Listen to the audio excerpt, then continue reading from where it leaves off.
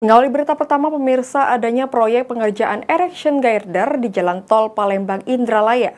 Maka Jalan Tol Palindra mulai tanggal 22 Oktober hingga 24 Oktober 2024 akan dilakukan sistem buka tutup dari pukul 21.00 waktu Indonesia Barat hingga pukul 05 waktu Indonesia Barat. Kendaraan yang melintas di jalur tol Palindra atau Palembang Indralaya dihimbau untuk berhati-hati. Pasalnya ada pengerjaan di lokasi jalan tol Palindra sehingga pihak pengelola jalan tol melakukan sistem buka tutup jalur dengan jeda waktu sekitar 1 jam untuk setiap pembukaan jalur.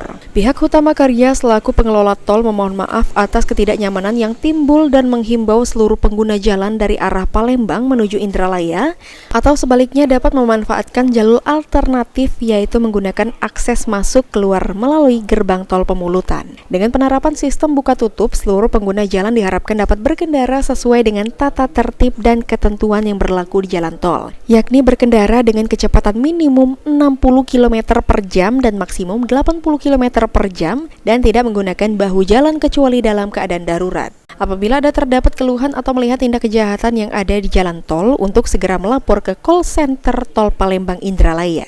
Ahmad Romawi, PAL TV.